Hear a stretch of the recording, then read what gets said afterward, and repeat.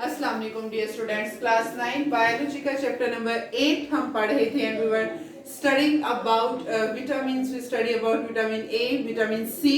आज हम vitamin D के बारे में पढ़ने जा रहे हैं कि विटामिन डी का फंक्शन क्या है हमारी बॉडी में, कहाँ कहाँ से हम इसको हासिल कर सकते हैं और इसकी डेफिशिएंसी अगर हमारी बॉडी में हो जाती है तो उसकी वजह से हमें क्या क्या डिसऑर्डर्स फेस करना पड़ेंगे। विटामिन डी की बात करें तो very first day of the lecture जब हम विटामिन्स के बारे में पढ़ रहे थे और मैंने आपको बताया कि हमारे पास विटामिन दो तरह के होते हैं, एक फैट सॉल्युबल और वाटर सॉल्युबल विटामिन। तो फैट सॉल्युबल विटामिन में मैंने आपको ये विटामिन डी के बारे में भी बताया था और मैंने आपको उस एग्जाम्पल के बारे में बताया था कि आपके घरों में विटामिन डी के इंजेक्शंस जब कोई देता है जिसको घुटनों का आर्थराइटिस का प्रॉब्लम है तो डॉक्टर्स विटामिन डी के इंजेक्शन उनको देते हैं तो वो दूध में डाल के पीते हैं। वो कि फैट सॉल्युबल विटामिन है बेसिकली कि दूध में कैल्शियम है और फिर वो कैल्शियम को हमारे बोन्स में जब विटामिन डी एब्जॉर्ब करता है तो उसकी वजह से हमारी बोन्स जो है वो स्ट्रांग हो जाती हैं और फिर जो हमें डिसऑर्डर या डेफिशिएंसी फेस करना पड़ रही थी, प्रॉब्लम फेस करना पड़ रही थी, वो भी हमारी सॉर्ट आउट हो जाती है। विटामिन डी के फंक्शंस की हम पहले बात करते हैं। एक तो फैट सॉल्युबल विटामिन है।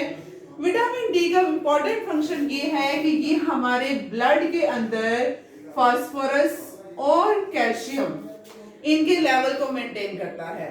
अब ब्लड के अंदर कैल्शियम और फास्फोरस होना बहुत जरूरी है क्योंकि ये कैल्शियम और फास्फोरस जो है वो ब्लड से फिर हमारी बोन्स में डिपॉजिट होता है। अब ये कैसे हमारी बोन्स में डिपॉजिट होता है? विटामिन डी की मदद से कि अगर हम कैल्शियम लेते जा रहे हैं, कैल्शियम की टैबलेट्स भी ले रहे हैं, हम डाइट भी ऐसी ले रहे हैं, दूध प्रॉपर पी रहे हैं, फिर भी हम कहें कि यार बोन्स क्यों वीक हैं, तो वो रीजन ये है कि हम कैल्शियम ले रहे हैं लेकिन हमारी बॉडी में विटामिन डी की डेफिशिएंसी है क्योंकि विटामिन डी का काम है कि उसने उस कैल्शियम को हमारे जो बोन्स हैं उनमें डिपॉजिट करवाना है, उनमें एब्जॉर्ब करवाना है हमारी बोन्स में। तो जब विटामिन डी नहीं होगा तो कैल्शियम हमारी बोन्स में डिपॉजिट नहीं होगा, हमारे बोन्स में एब्जॉर्ब नहीं होगा और फिर हमारी बोन्स स्ट्रॉन्ग नहीं होंगी। तो ये विटामिन डी का इंपॉर्टेंट फंक्शन है कि हमारी बोन्स में एक तो कैल्शियम को डिपॉजिट करते हैं, एब्जॉर्ब करवाते हैं इंटेस्टाइन से लेके, और दूसरा ये कि हमारे ब्लड के अंदर कैल्शियम और फास्फोरस को लेवल को मेंटेन करे जो कि जरूरी है। सोर्सेज की बात करें विटामिन डी हमें कहां कहां से मिलता है? विटामिन डी हम फिश से ले सकते हैं, फिश खाएं, विटामिन डी आपको मिलेगा।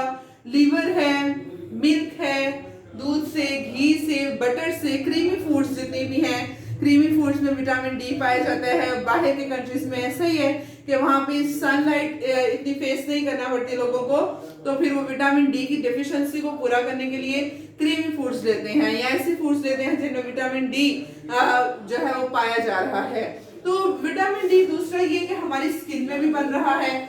हमारी स्किन पे जब अल्ट्रावायलेट रेडिएशंस पड़ती हैं, सनलाइट जब पड़ती है तो सन की जो अल्ट्रावायलेट रेडिएशंस हैं जब वो हमारी स्किन के ऊपर आके पड़ेंगी तो उसकी वजह से स्किन में विटामिन डी की सिंथेसिस होगी जो कि बहुत जरूरी है। इसी वजह से डॉक्टर्स रिकमेंड करते हैं जिन लोगों को हड्डियों का बहुत मसला हो, जिन लोगों को कमजोर हो जिनकी हड्डियां, तो डॉक्टर्स फिर उनको रिकमेंड करते हैं कि आप सन बाथ लें, आप वॉक करें, जो सुबह की ठंडी धूप है उसमें वॉक करें। सर्दियों में जो है वो आप सनलाइट में जरूर बैठें ताकि आप ज्यादा से ज्यादा अपनी बोन्स में विटामिन डी एब्जॉर्ब कर सकें और ज्यादा से ज्यादा आपकी बोन्स जो है वो स्ट्रॉन्ग हो। लेकिन उसके लिए फिर जरूरी है कि कैल्शियम भी हमारे पास हो। तो ये सोर्सेस हैं। डेफिशिएंसी की जब हम बात करें तो बच्चों में विटामिन डी की जब डेफिशिएंसी होती है, छोटे बच्चों में विटामिन डी की जब डेफिशिएंसी अगर उनमें हो जाए तो उसकी वजह से उनको रिकेट्स की बीमारी होती है।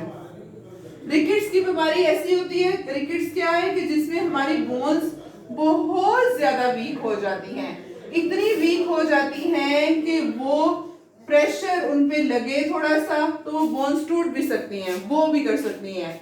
लड़खड़ा सकती हैं, इतनी वीक बोन्स हो जाती हैं।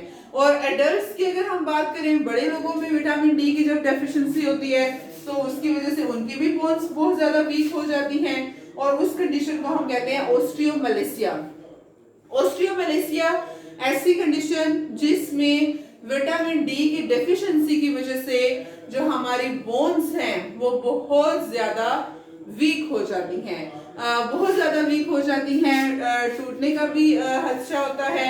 आर्थराइटिस की जो बीमारी है वो भी ऑस्टियोआर्थराइटिस, वो विटामिन डी की डेफिशिएंसी की वजह से होती है कि उसकी वजह से कैल्शियम एब्जॉर्ब नहीं हो पा रहा बोन्स में, तो बोन्स तो बनी ही कैल्शियम फॉस्फेट की होती हैं, तो जब वही नहीं होगा बोन्स में तो वो बोन्स कैसे स्ट्रॉन्ग रहेंगी। तो इस तरह से फिर विटामिन डी जो है वो हमें हेल्प आउट कर रहा है। ये हमारे आज विटामिन पूरे हो गए हैं। विटामिन ए हमने पढ़ा और मैंने आपको बताया कि विटामिन ए जो था वो उसका क्या फंक्शन था इम्पोर्टेंट, कि वो हमारी जो ऑप्सिन है रॉड्स में उनके साथ मिलकर रेडॉप्सिन बनाता है जो कि हमें नाइट विजन में हेल्प आउट करते हैं, और अगर वो ना हो तो उसकी वजह से हमें नाइट ब्लाइंडनेस हो सकती है।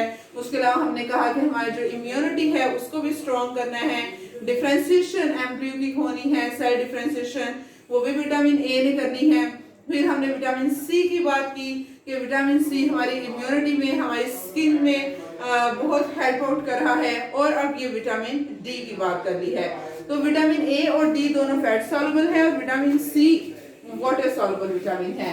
तो that was all about vitamins. कल हम इंशाल्लाह अपना नेक्स्ट लेक्चर देखेंगे। आज के लिए इतना ही। अस्सलाम वालेकुम, अल्लाह हाफिज।